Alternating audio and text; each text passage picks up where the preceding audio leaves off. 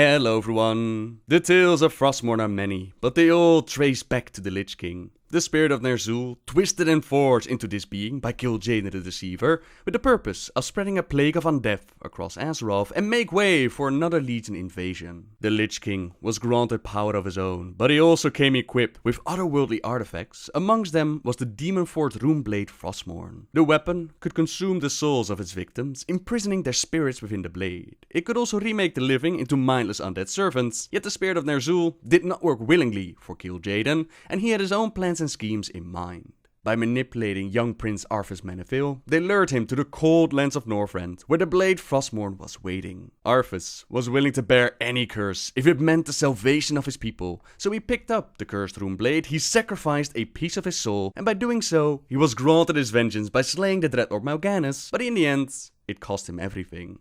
You waste your breath, Mal'Ganis. I heed only the voice of Frostmourne now. You hear the voice of the Dark Lord. He whispers to you through the blade you wield. What does he say, young human? What does the Dark Lord of the Dead tell you now? He tells me that the time for my vengeance has come. What? He can't possibly mean to... It is finished. Not only did Mal'Ganis survive the encounter, being a Dreadlord means that he can't be slain on Azeroth, not even by Frostmourne, he also did the very thing that he tried to prevent. He became an agent of the Lich King, set to destroy his own kingdom, murder his own father, friends, family, former brothers in arms, until finally Arthas made his way to the top of Icecrown, where he merged with Ner'zhul and he became the Lich King. A few years later, after reflecting on his life, the road that led him to be here, Arthas the Lich King woke up, set on the task of purging all life from the world. But the heroes of Azeroth, they rose up to the challenge, and they brought even the Lich King to his knees. The holy weapon called the Ashbringer in the hands of High Lord Tyrion Fordring, they were able to shatter Frostmourne, liberating the souls trapped within, and as they held the Lich King trapped in the sky, we smacked the final bit of life out of him. But there must always be a Lich King, and both our four dragons stepped up to the plate to become the jailer of the damned. Now, go. Leave this place and never return. For years, many wondered what exactly happened to the shards of Frostmourne, and apparently we simply forgot to look within Icecrown itself, since those shards are going to be used for our weapons. Destiny calls to you. The Legion has returned. They hope to control us, to bend us to their wills. Fools! They only walk back within reach of our blades, and the Lich King has no love for his creators. He has offered his allegiance to the Knights of the Ebonblade, where in return for our assistance, he will keep the Scourge confined to Northrend, and he will offer aid in obtaining powerful weapons, powerful enough to end the Legion once and for all. Ekeris and the Ebonblade, they've already moved next to Icecrown itself, and we're asked to decide what weapon to go for, and then of course, to obtain it. Ah, so the Lich King chose you to be his hand. I'm not surprised. We have all heard of your exploits. Our forces have gathered from all across Northrend. When the call to action comes, and it will come soon, the Knights of the Ebonblade will be ready. Make no mistake, we are not bound to this new Lich King. However, he may prove a valuable ally against the Legion. For now, our goals align with his. And in the meantime, it is in our best interest that the Scourge stay contained. The gates of Icecrown lie to the north. Do not keep our ally waiting. So that's how this allegiance between the Knights of the Ebonblade and the Lich King works. Because in the past, they had to go through a lot in order to break away from the Lich King's control, and now it's a situation in which the Lich King is simply a valuable ally. You could speculate that there's more going on, that we only fool ourselves in believing that we have a free will, but that's up for speculation. You imagine yourself to be free, but you will always be his instrument. For now, let's just enjoy the cold embrace of Icecrown as we go inside to collect the shards of Frostmourne. Many of the souls, freed by Frostmourne's destruction, wander the halls of Icecrown, lashing out in eternal torment. Destroy them, and gather the fragments of the blade, for they will be the heart of your new weapon. After taking down a few of the restless spirits and placing gargoyles and buttons to open up the gate, we find out that 4 important spirits are standing next to the shards. Maelgan's soul was cursed to relive the moment of his death for eternity, and will see you as his enemy. Destroy him.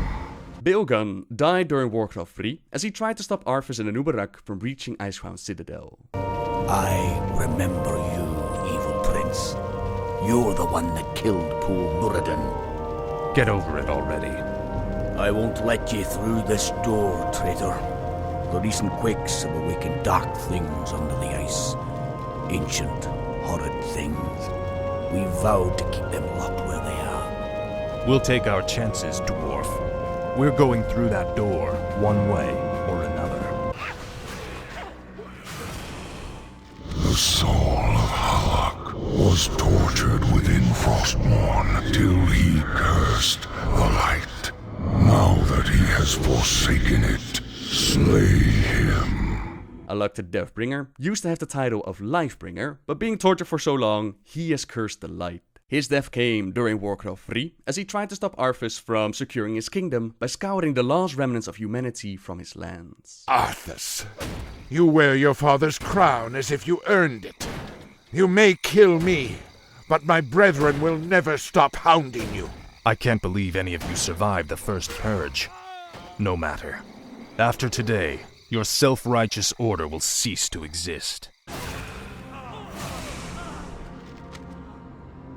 Even when consumed by Frostmourne, the soul of Magroth refused to give up the light. Show him the error of his ways. Magroth the Defender, he survived the Purge of Lordaeron and later on joined the last of the human resistance, but he was eventually captured by Illidan and his Naga and he was brought to the ruins of Dalaran. There he was saved by Malfurion and Maiev, and in return he helped them with stopping Illidan and his plans. A righteous might will always overcome the forces of darkness. We shall aid you against these unholy beasts. Afterwards, he joined Halak's forces and he shared his fate.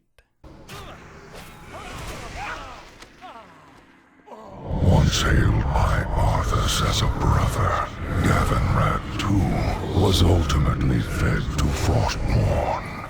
Grant him a final death.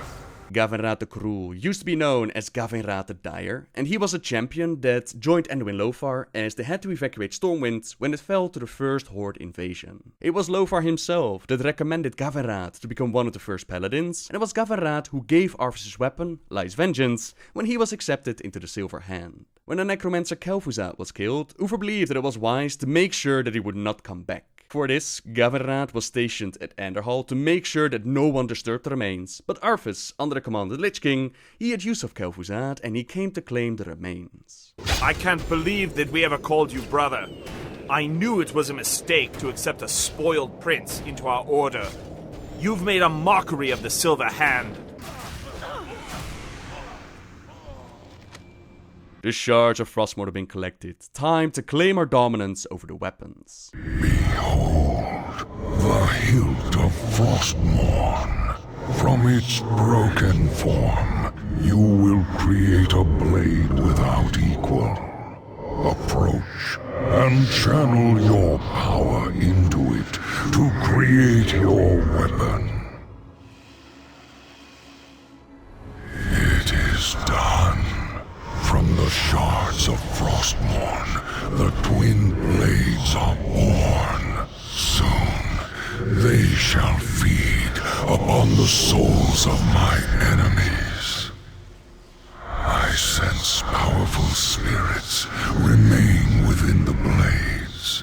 Enter into the spiritual realm within, and purge them of all that resist your domination.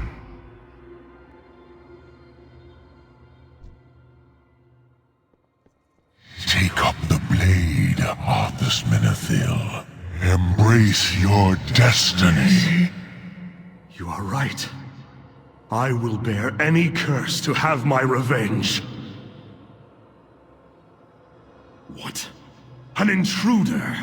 You won't stop me. Frostmourne will be mine! Nothing will stand in the way of my vengeance.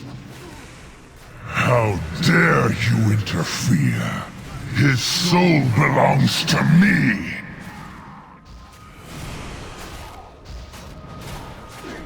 Feel the icy chill of death around you.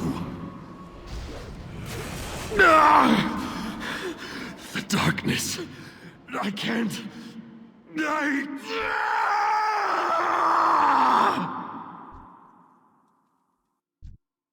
Let the darkness consume you. Feast upon the souls of the damned!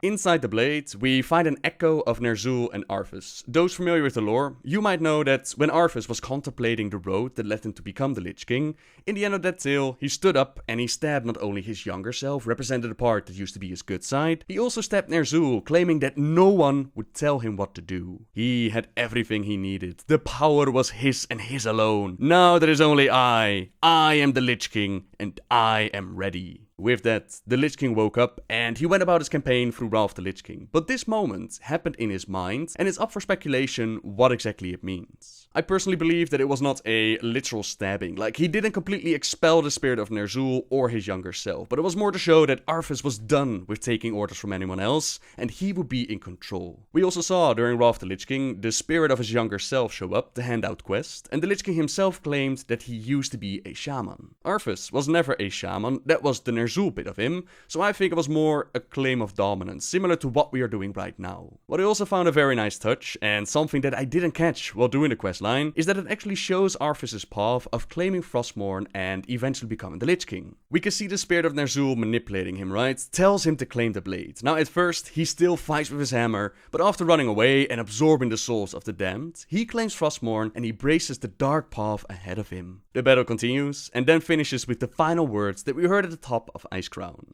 I see only darkness before. Curse you, interloper! All my plans ruined. Now, considering that Arthas mentions his final words, I see only darkness before him, those were his final words at the top of Icecrown. Is Ner'zhul talking about his plans of merging with Arthas, or was he still there all the way through the Lich King's campaign, and is he now cursing the interlopers that ruined his plans at the top of Icecrown? I have no idea, but it's always fun to speculate. We can all have our own interpretations. Either way, we now have claimed the dominance over the spirits inside. Time to claim our reward.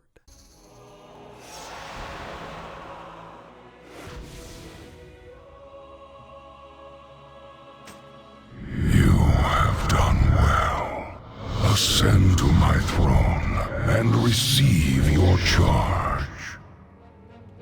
Where the weak showed mercy, you did not hesitate to strike. Where the unworthy were vanquished, you have conquered. I now mark you with my sigil. Let all recognize you as the enforcer of my will. As we speak, the Ebon Blade is en route to the Broken Isles to hunt for the Dread Lords. Go, ensure that not a single demon escapes my wrath. Crush all who stand in your way. Icebringer and Frostreaper, the blades of the fallen prince, are now ours to wield against the enemy. With that, our adventures into Legion can begin, while we also have our Order Hall campaign to go through, but that's a tale for another time. For now, thank you very much for watching, everyone. Subscribe if you like my videos, leave a like if you enjoyed this one, and until next time, guys, see ya!